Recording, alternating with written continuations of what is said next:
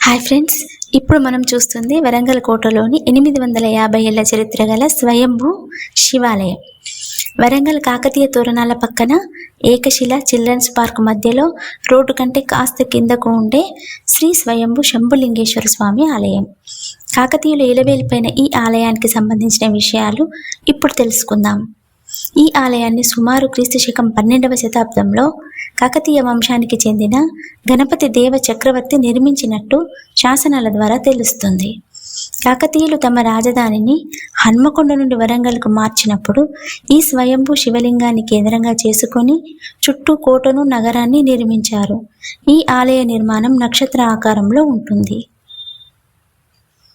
ఇప్పుడు మనం చూస్తుంది సింధూరంతో అలంకరించిన అభయాంజనేయ స్వామి విగ్రహం. భక్తుల విశ్వాసానికి ప్రతీక. శివుడికి పరమ భక్తుడైన హనుమంతుడి ఆశీర్వాదంతో ఆలయ దర్శనం మరింత పవిత్రమవుతుందని భక్తులు విశ్వాసం. ఇది ధ్వజస్తంభం. ఆలయ ప్రవేశం వద్ద దేవాలయ పవిత్రతకు గుర్తుగా భావిస్తారు. అందుకే ఆలయంలోకి అడుగుపెట్టే ముందు భక్తులు దీనికి నమస్కరించుకున్న తర్వాత దర్శనాన్ని ప్రారంభిస్తారు. ఇది ఒక పురాతన నంది విగ్రహం. ఒకప్పుడు వేరే స్థానంలో ఉండేది. అయితే దీన్ని ఉన్న చోటు నుండి ఇక్కడికి ఎందుకు మార్చారో స్పష్టమైన ఆధారాలు లేవు. ఇది కూడా ఆలయంలోని మరొక ఆసక్తికరమైన చారిత్రక రహస్యంగా మిగిలిపోయింది. అయితే ఇంత చారిత్రక ప్రాధాన్యత ఉన్న ఈ ఆలయం కొంతకాలం ఆదరణ కోల్పోయినప్పటికీ ప్రస్తుతం పురాతత్వ శాఖ పర్యవేక్షణలో భక్తులతో నిత్య పూజలు అందుకుంటుంది. ఈ ఆలయం గర్భగుడి కాస్త కిందకు భూగర్భంలో ఉన్నట్టు ఉంటుంది. ఇది కాకతీయుల ప్రత్యేక నిర్మాణ శైలి. భూమిలో ఉండే పాజిటివ్ ఎనర్జీ నేరుగా శివలింగానికి చేరేలా గర్భగుడి చుట్టుపక్కల నీలమట్టం కంటే లోతుగా నిర్మించారు.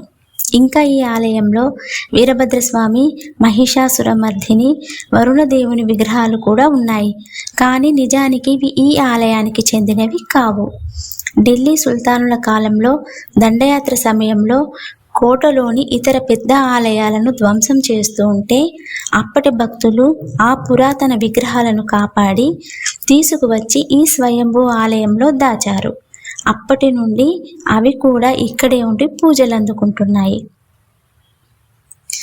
గర్భగుడికి శివుడికి ఎదురుగా ఉండే పెద్ద రాతి నంది విగ్రహం ఇది. నంది మెడలో చెక్కిన గంటల హారాలు, ఆభరణాల శిల్పకళ ఎంత వైభవంగా ఉందంటే అంతటి అద్భుతమైన చెక్కడాలు వరంగల్లో ఈ ఆలయంలో తప్ప మరెక్కడా కనిపించవు.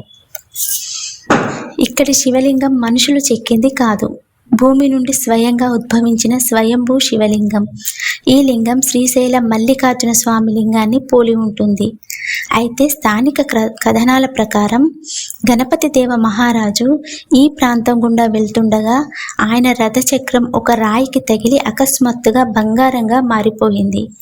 అక్కడ తవ్వకాలు జరపగా ఈ శివలింగం బయటపడిందని స్థానికుల నమ్మకం.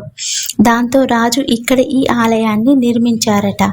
కాకతీయ వంశ చివరి రాజైన ప్రతాపరుద్రుడు ప్రతిరోజు ఉదయం ఈ స్వయంభూ శంభులింగేశ్వరుడిని దర్శించుకొని పూజలు చేసిన తర్వాతే తన రాజకార్యాలను ప్రారంభించేవారని చరిత్ర చెబుతుంది.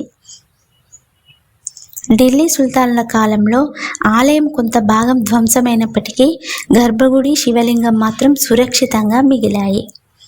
దండయాత్రకారులు ఇక్కడి నందిని ధ్వంసం చేయడానికి ప్రయత్నించినప్పుడు రక్తం కక్కుకున్నారని, భయంతో ఈ లింగాన్ని తాకకుండా వదిలేశారని ఒక నమ్మకం. చరిత్ర చెప్పే కథలు పుస్తకాలలో మాత్రమే ఉండవు, ఇలాంటి పవిత్రమైన క్షేత్రాల్లో కూడా జీవిస్తూనే ఉంటాయి. వరంగల్ కోటకు వచ్చే ప్రతి ఒక్కరూ ఈ దేవాలయాన్ని తప్పకుండా దర్శించుకోండి. ఆ శివయ్య ఆశీస్సులు మనందరిపై ఉండాలని మనస్ఫూర్తిగా కోరుకుందాం. మన నెక్స్ట్ వీడియోలో కాకతీయ రాజుల సమావేశ మందిరమైన ఖుషి మహల్ మరియు దాని విశేషాల గురించి తెలుసుకుందాం. మా వీడియో నచ్చితే లైక్ చేయండి, షేర్ చేయండి. మరిన్ని భక్తి మరియు దేవాలయాల చారిత్రక విషయాల కోసం మా ఛానల్ని సబ్స్క్రైబ్ చేయండి.